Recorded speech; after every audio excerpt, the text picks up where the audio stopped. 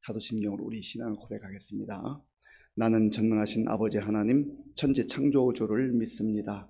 나는 그의 유일하신 아들 우리 주 예수 그리스도를 믿습니다. 그는 성령으로 잉태되어 동정녀 마리아에게서 나시고 본디오 빌라도에게 고난을 받아 십자가에 못 박혀 죽으시고 장사된 지 사흘 만에 죽은 자 가운데서 다시 살아나셨으며 하늘에 오르시어 전능하신 아버지 하나님 우편에 앉아 계시다가 거기로부터 살아있는 자와 죽은 자를 심판하러 오십니다. 나는 성령을 믿으며 거룩한 공교회와 성도의 교제와 죄를 용서받는 것과 몸의 부활과 영생을 믿습니다. 아멘. 하나님께서 오늘 우리에게 주시는 말씀은 다니엘 1장입니다. 유다 왕 여호야김이 다스린 지 3년이 되는 해에 바벨론 왕 느부갓네살이 예루살렘에 이르러 성을 에워쌌더니 주께서 유다 왕 여호야김과 하나님의 전 그릇 얼마를 그의 손에 넘기심에 그가 그것을 가지고 시날 땅 자기 신들의 신전에 가져다가 그 신들의 보물 창고에 두었더라. 왕이 환관장 아스푸나스에게 말하여 이스라엘 자손 중에서 왕족과 귀족 몇 사람 곧 흠이 없고 용모가 아름다우며 모든 지혜를 통찰하며 지식에 통달하며 학문에 익숙하여 왕궁에 설 만한 소년을 데려오게 하였고 그들에게 갈대아 사람의 학문과 언어를 가르치게 하였고 또 왕이 지정하여 그들에게 왕의 음식과 그가 마시는 포도주에서 날마다 쓸 것을 주어 3년을 기르게 하였으니 그 후에 그들은 왕 앞에 서게 될 것이더라. 그들 가운데는 유다 자손 곧 다니엘과 하나냐와 미사엘과 아사랴가 있었더니 환관장이 그들의 이름을 고쳐 다니엘은 벨드사살이라 하고 하나냐는 사드락이라 하고 미사엘은 메삭이라 하고 아사랴는 아벳느고라 하였더라. 다니엘은 뜻을 정하여 왕의 음식과 그가 마시는 포도주로 자기를 더럽히지 아니하리라 하고 자기를 더럽히지 아니하도록 환관장에게 구하니 하나님이 다니엘로 하여금 환관장에게 은혜와 긍휼을 얻게 하신지라. 환관장이 다니엘에게 이르되 내가 내 주 왕을 두려워하노라. 그가 너희 먹을 것과 너희 마실 것을 지정하셨거늘 너희의 얼굴이 초췌하여 같은 또래의 소년들만 못한 것을 그가 보게 할 것이 무엇이냐. 그렇게 되면 너희 때문에 내 머리가 왕 앞에서 위태롭게 되리라 하니라.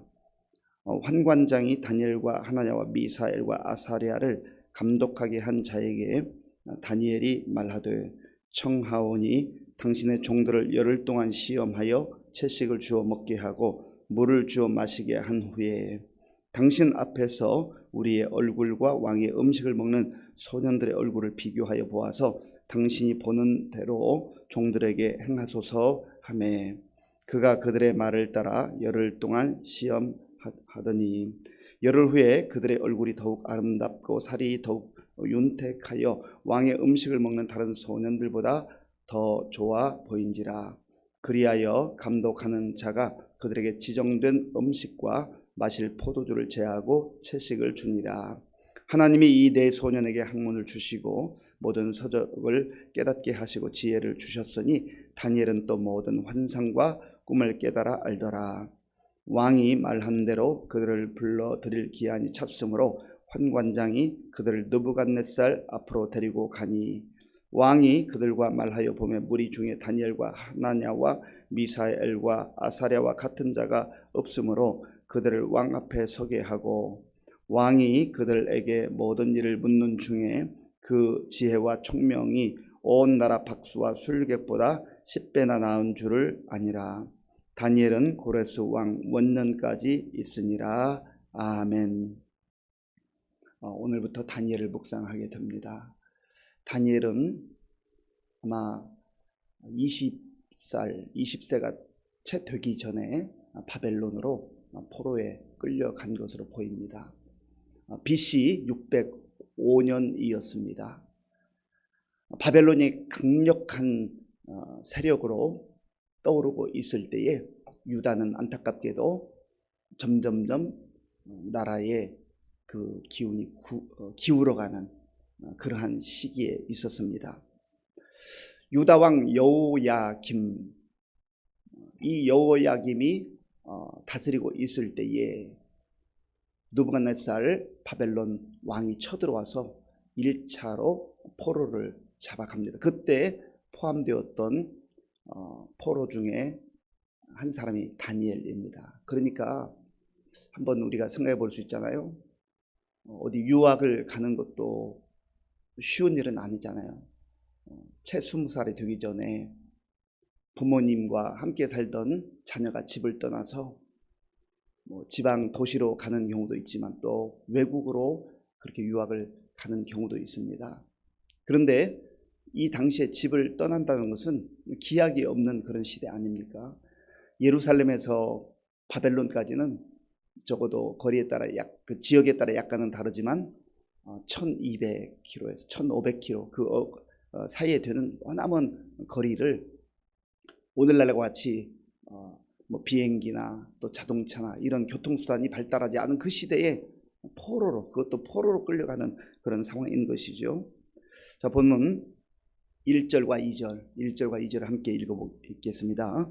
유다 왕 여호야김이 다스린 지 3년이 되는 해에 바벨론 왕 느부갓네살이 예루살렘에 이르러 성을 에워쌌더니 주께서 유다 왕 여호야김과 하나님의 전 그릇 얼마를 그의 손에 넘기심에 그가 그것을 가지고 시날 땅 자기 신들의 신전에 가져다가 그 신들의 보물 창고에 두었더라. 아멘. 유다 왕 여호야김, 그리고 바벨론 왕은 느부갓네살은 이제 나라를 안정시키고 막강한 군사력을 가지고 곳곳 나라들을 침략하는 중에 유다도 침략을 하게 되었습니다. 그런데 이 느부갓네살이 쳐들어와서 그 군대들로 하여금 예루살렘 성전에 있는 그릇들을 가지고 가게 합니다. 2절을 제가 한번 읽어보겠습니다. 주께서 유다 왕 여호야김과 하나님의 전 그릇 얼마를 그의 손에 넘기심에 그가 그것을 가지고 시날 땅 자기 신들의 신전에 가져다가 그 신들의 보물 창고에 두었더라. 아멘. 고대 제국들의 싸움은, 나라들의 싸움은, 또 부족들의 싸움은 그들이 생각할 때 신들과 신들의 전쟁이다, 그렇게 여겼습니다. 그러니까 우리나라를 지켜주는 신이 강하면, 상대방 신보다 더 강하면 그 나라를 이길 수 있다, 그러한 좀 미신과 같은 생각을 가지고 있었던 것이죠. 그래서 예루살렘 성전에 있는 그릇들을 가져간 이유는 바벨론 느부갓네살 왕이 더 강력하기도 하지만 그 이면에는 우리가 믿는 신이 너희들이 믿는 신보다 훨씬 더 강하다, 그래서 거기에 있는 기물들을 가져다가 자기들의 신전, 시날 땅에 있었는 거기에 갖다 둔 것입니다. 그러니까 외형적으로 군사력을 동원해서 이제 포로로 많은 젊은이들과 또 사람들을 잡아가는 그것도 있지만 예루살렘 성전에 있는 그러한 기물들을 가지고 가서 거기에 갖다 놓음으로 인해서 우리 신이 더 강력하다 하는 것을 보여주는 것이죠. 그때에 끌려간 사람들의 몇 사람의 이름이 나오죠. 다니엘을 비롯한 사람들. 자, 본문 3절, 4절, 5절까지 제가 읽겠습니다. 왕이 환관장 아스부나스에게 말하여 이스라엘 자손 중에서 왕족과 귀족 몇 사람 곧 흠이 없고 용모가 아름다우며 모든 지혜를 통찰하며 지식에 통달하며 학문에 익숙하여 왕궁에 설만한 소년을 데려오게 하였고 그들에게 갈대아 사람의 학문과 언어를 가르치게 하였고 또 왕이 지정하여 그들에게 왕의 음식과 그 마시는 포도주에서 날마다 쓸 것을 주어 3년을 기르게 하였으니 그 후에 그들은 왕 앞에 서게 될 것이더라. 아멘. 왕의 환관장, 그러니까 오늘날 말하면 비서실장격입니다. 이 환관장 아스부나스를 책임자로 세워서 많은 포로들 중에, 모든 포로들 다 그렇게 한 건 아니고요, 그 중에서 좀 인재라고 생각되는 그러한 젊은이들을 선발을 해서 3년 동안 훈련을 시키는 겁니다. 여기 갈대아 사람의 학문 그랬는데 갈대아가 바로 그 바벨론을 말하는 것입니다. 바벨론의 언어를 가르치고 그들의 역사와 문화를 가르치고 완전히 바벨론 그 가치를 가르치는 거죠. 이들을 그렇게 하는 이유는 이 바벨론의 통치 원칙이 있는데 가서 그 어떤 나라 민족을 때로는 짓밟기도 하지만 그러나 완전히 장악하겠다 싶으면 그 중에 있는 인재들을 데려다가 포용 정책을 썼습니다. 나라가 워낙 크기 때문에 포용 정책을 쓰게 된 것이죠. 이들을 3년 동안 철저하게 훈련시키는 겁니다. 마치 사관학교처럼 철저하게 그의 모든 생활 습관 그리고 언어, 문화, 역사 이런 것들을 바벨론화하는 것이죠. 그때 끌려간 포로의 이름 4명이 나오는데요. 6절에 있습니다. 6절, 7절. 6절, 7절을 함께 읽겠습니다. 그들 가운데는 유다 자손 곧 다니엘과 하나냐와 미사엘과 아사랴가 있었더니 환관장이 그들의 이름을 고쳐 다니엘은 벨드사살이라 하고 하나냐는 사드락이라 하고 미사엘은 메삭이라 하고 아사랴는 아벳느고라 하였더라. 아멘. 다니엘과 하나냐와 미사엘과 아사랴. 유다식 이름, 또 하나님을 경외한다고 하는 정말 하나님의 은혜가 함께한다는 이러한 유대식 이름을 바벨론식으로 완전히 이름을 바꿔버립니다. 우리도 이런 아픔을 겪었잖아요. 우리 할아버지 할머니 시대에, 아버지 어머니 시대에 일제 36년의 그 아픈 역사 속에서 언어를 바꿔버리고 이름을 바꾸는 그러한 아픔을 겪었잖아요. 이름을 바꾼다고 하는 것은 사실은 굉장히 중요한 의미가 있지 않습니까? 여기 유대식 이름은 전부 하나님을 경외하고 하나님이 함께 하신다, 하나님이 은혜로우시다, 그런 하나님과 연관된 이름인데 바벨론 신이 최고다, 바벨론식으로 완전히 바꿔버리는 그 사람의 가치를 바꾸겠다는 것, 생각을 바꾸겠다는 것이요. 그런데 이름을 바꾼다 해서 다 바뀌는 게 아닙니다. 그 중심에 무엇이 있는가, 그것이 중요한 것이죠. 이 4명의 포로들 가운데 특별히 이 다니엘이 어떤 뜻을 정했는가. 자, 본문 8절 말씀, 중요한 말씀인데요. 우리 8절 함께 읽겠습니다. 다니엘은 뜻을 정하여 왕의 음식과 그가 마시는 포도주로 자기를 더럽히지 아니하리라 하고 자기를 더럽히지 아니하도록 환관장에게 구하니. 아멘. 다니엘이 대표로 나왔지만 다른 이 함께 나왔던 하나냐, 미사엘, 아사랴도 여기에 뜻을 같이 하고 동참을 했습니다. 이미 말씀드린 대로 이때 이들의 나이가 아마 20살 가까이 됐겠지만 20살이 되지 않은 것으로 보입니다. 그런데 어떻게 이 청소년들이 그런 결심을 했을까? 참 대단하지 않습니까? 이들이 뜻을 구한 것이 무엇입니까? 뜻을 정한 것이 무엇입니까? 이 산의 진미, 왕이 주는 그 산의 진미를 먹지 못하겠다는 겁니다. 이때 신체적으로 음식을 얼마나 왕성하게 먹을 수 있는 나이입니까? 자기 나라에서는 먹어보지 못한 그런 좋은 음식들이 나왔을 것인데 그것을 거절하는 것이 쉽겠습니까? 어려워요. 힘들어요. 그리고 연령적으로 봤을 때도 청소년 혹은 청년에 해당하는 그 시기에 어떻게 이런 결단을 했을까? 저는 우리 자녀들이 이런 영적으로 철들고 영적으로 성숙한 그러한 자녀들이 된다면 얼마나 좋을까? 사실 청년이나 청소년만 그런 것입니까? 아니에요. 연령적으로는 많은 경륜이 있는 것처럼 보이지만 영적으로 성숙하지 못하고 영적으로 철들지 못하면 음식 먹는 거, 거기에 마음도 빼앗기고 시간도 빼앗기고 인생을 빼앗기죠. 어디 그게 음식만이겠습니까? 세상에 눈에 보이는 많은 화려한 것들, 거기에 마음을, 시간을, 물질을, 인생을 다 빼앗겨버리고 말합니다. 다니엘은 뜻을 정하여 오늘 우리가 각자 하나님께서 주시는 그 지혜와 통찰력으로 내가 정해야 될 뜻은 무엇인가? 정말 내가 어디에 초점을 맞춰야 될 것인가? 내 마음 중심에 무엇을 가지고 살아야 될 것인가?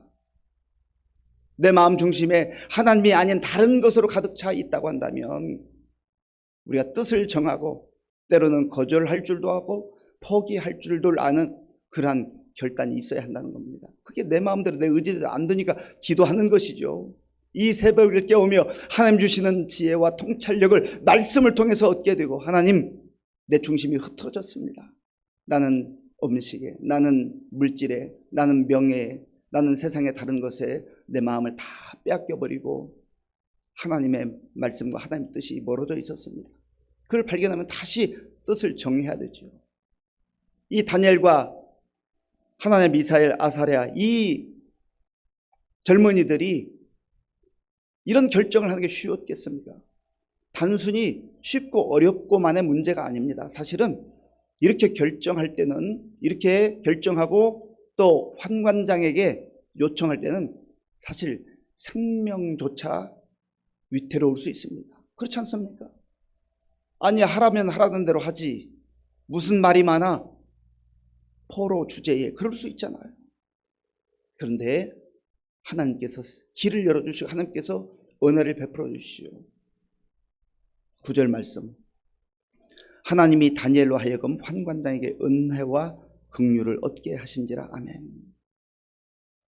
우리의 생각과 마음을 다스리시고 모든 것을 주관하신 분이 하나님이신 것을 믿는 거죠. 그때 환관장이 자기가 책임자니까 만약에 왕 앞에 이들을 데리고 갔을 때 이들이 초췌하고 또 이들만 뭔가 문제가 있으면 책임을 물을 거 아닙니까? 왜 이 젊은이들은 이렇게 얼굴빛이 안 좋고 또 뭔가 건강에 문제가 있는 것 같은데 무슨 문제냐라고 물을 거 아니겠어요? 그러니까 책임자 입장에서는 문제없이 자기가 계획한 대로 하기를 원하잖아요. 그래서 솔직하게 얘기합니다. 내가 왕의 명령을 받는 자인데 이렇게 하면 나 자신이 위태로울 수 있다. 그때 이 다니엘과 이 젊은이들이 제안을 하죠. 제안. 어떤 제안입니까? 12절, 13절입니다. 12절, 13절을 제가 읽겠습니다. 청하오니 당신의 종들을 열흘 동안 시험하여 채식을 주어 먹게 하고 물을 주어 마시게 한 후에 당신 앞에서 우리의 얼굴과 왕의 음식을 먹는 소년들의 얼굴을 비교하여 보아서 당신이 보는 대로 종들에게 행하소서 하매. 아멘. 이 제안이 참 중요합니다. 하나님께서 이들로 하여금 대안을 마련하게 하신 대안. 이 땅에 수많은 사람들이 세상이 돌아가는 일을 보면서 또 어떤 공동체에서 문제를 지적하고 또 평가하고 판단하는 경우가 참 많습니다. 우리가 그렇게 할 필요가 있습니다. 공동체를 아끼고 사랑하기 때문에 그렇지요. 그러나 대안이 중요한 거예요. 정말 지도자로 쓰임받기 위해서는 문제를 지적만 해서는 안 됩니다. 문제를 지적하지도 못한 사람이 있지만 그러나 문제를 지적함으로 내가 잘나고 똑똑한 것처럼 착각에 빠지는 경우가 참 많아요. 그러면 오히려 공동체를 위해서 말한다고 하지만 겉모양은 그렇지만 공동체를 얼마든지 흔들어 댈 수 있습니다. 그러나 정말 하나님의 사람들, 지도자에 쓰임받는 사람들은 문제가 무엇인지도 파악하지만 그것도 보지만 그것도 진단하지만 이 문제를 어떻게 새로운 모습으로 변화시킬 것인가, 대안을 제시할 수 있어야 되는 것이죠. 다니엘도 그랬어요. 지금은 개인적 문제이지만 대안을 제시하는 거죠. 그래서 열흘 동안 시험하는 것을 또 제안하고 이 책임자가 그것을 받아줬습니다. 다니엘이 이렇게 제안했을 때 어떤 마음이었을까요? 우리가 육류보다 고기보다 채식을 먹으면 채식이 몸에 좋아서 우리의 얼굴빛이 더 좋아질 것이다. 그게 아니에요. 하나님께서 함께 하실 것이다. 목숨을 걸고 지금 제안하는 거 아닙니까? 단순히 음식 문제가 아니에요. 이들이 지금 왕의 그 산의 진미를 그리고 포도주를 마시지 않겠다고 하는 것은 우상 앞에 드려진 그 음식을 내가 신앙과 바꾸지 않겠다는 거예요. 믿음과 바꾸지 않겠다는 거예요. 그런 결단으로 생명을 걸고 포기할 것을 포기하고 제안할 것을 제안한 것입니다. 하나님께서 이 책임자로 하여금 그 제안을 받아들이게 하셨죠. 그런데 그 이후에 확인해 보니까 다니엘과 이 친구들의 얼굴빛이 더 빛나는 거예요. 어떻게 된 일입니까? 하나님께서 은혜를 베풀어 주신 거예요. 뜻을 정하고 결단하고 내가 믿음을 포기하지 않고 때로는 내 명예도 내 물질도 심지어 내 생명까지 잃는다 해도 하나님 뜻에 따라 살겠습니다 라고 결단할 때에 하나님께서 은혜를 더하여 주신다 하는 것입니다. 그리고 하나님께서 보너스로 준 게 있어요. 보너스. 자, 17절 말씀. 17절 그리고 19절. 17절을 먼저 읽고 19절을 그 다음에 읽겠습니다. 하나님이 이 네 소년에게 학문을 주시고 모든 서적을 깨닫게 하시고 지혜를 주셨으니 다니엘은 또 모든 환상과 꿈을 깨달아 알더라. 19절. 왕이 그들과 말하여 보매 무리 중에 다니엘과 하나냐와 미사엘과 아사랴와 같은 자가 없으므로 그들을 왕 앞에 서게 하고. 아멘. 하나님께서 지혜를 주시고 또 때가 되었을 때 정말 생명을 걸고 믿음을 지키는 그러한 과정을 통과한 이후에 왕 앞에 세우시는, 그래서 귀한 하나님의 일꾼으로 쓰임받는 이런 역사를 행하셨습니다. 사랑하는 성도 여러분, 오늘 우리가 다니엘과 그의 친구들처럼 환경이 포로로 끌려가 있는 환경과 같은 힘들고 어려운 환경일 수 있어요. 그때 어떻게 내가 살아갈 수 있을까? 내가 어떻게 해야 될 것인가? 그저 우리 각자의 안위만 생각하지 말고 그 상황 속에서도 장소가 어디든지 환경이 어떠하든지 나는 하나님을 믿는 사람이다. 설령 내가 누릴 수 있는 그 권리를 포기한다 할지라도 믿음을 포기할 수 없다. 하나님을 포기할 수 없다.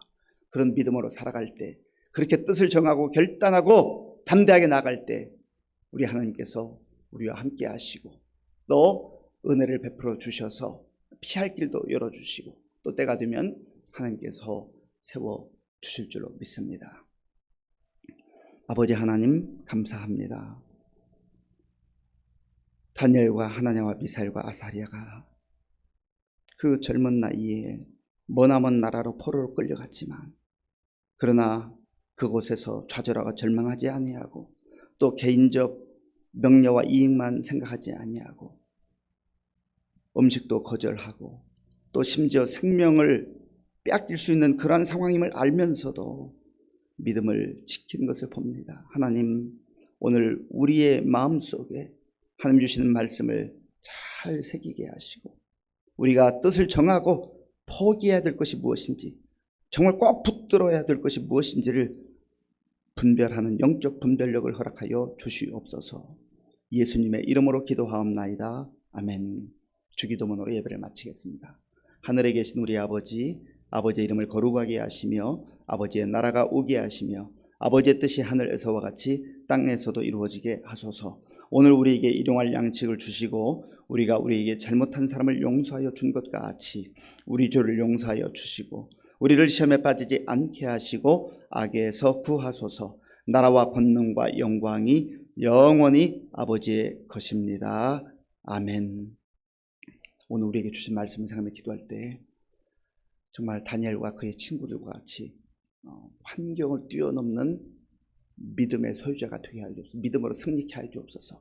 우리 눈앞에 화려한 것들 취하지 아니하고 정말 뜻을 정하여서 하나님의 사람들로 그렇게 살아가게 도와주옵소서. 특별히 우리 자녀들을 위해서 기도할 때 하나님, 우리의 자녀들도 다니엘과 하나냐, 미사엘, 아사랴와 같은 정말 이 시대를 움직이는 그런 믿음의 용사들이 되게 하여 주옵소서. 기도하시고요. 나라와 민족을 위해서 그리고 지도자들을 위해서 우리 교회에 또 성도님들을 위해서 기도할 때 많은 어르신들과 환우들을 위해서 기도하겠습니다. 우리 다음 세대를 위해서도 기도해 주시고 배속되는 대신방과 또 교회 공사를 위해서 기도해 주시기 바랍니다. 군 복무 중 청년들을 위해서 기도해 주시고 오늘 저녁에는 우리 금요 심야 기도회가 있는데 많은 성도들 나와서 또 기도로 함께 정말 힘을 모을 수 있도록 지금도 전 세계 나라 선교하는 선교사님들 위해서 기도하겠습니다. 아버지 하나님 감사합니다. 하나님께서 은혜를 베풀어 주셔서 오늘 우리에게 새로운 날을 허락하시고 또 하나님께 예배드리며 말씀으로 다시금 무장할 수 있도록 도와주셔서 감사합니다. 하나님 아버지여, 나라가 정말 힘들어지고 망해가는 그 즈음에 다니엘과 하나냐, 미사엘, 아사랴는 머나먼 바벨론의 포로로 끌려갔습니다. 하나님, 그곳에서 자기들의 이익과 자기들의 편안함과 자기들의 성공만을 생각하지 아니하고 하나님 비록 힘들고 어려운 환경 속에 있었으나 정말 하나님 의지하며 하나님 바라보며 믿음으로 살아가는 그 아름다운 모습을 다시 한번 우리가 묵상하며 이 시대 속에서 어떻게 살아야 될 것인지를 깨닫게 하시니 감사합니다. 하나님 아버지 주의 성령께서 함께 하셔서 정말 하나님의 은혜를 바라보며 하나님의 은혜를 사모하며 내가 놓아야 할 것이 무엇인지 붙들어야 할 것이 무엇인지 분별할 수 있도록 주님 도와주시고 인도하여 주시옵소서. 성령께서 함께 하시고 역사해 주시고 주님 도와주옵소서. 주님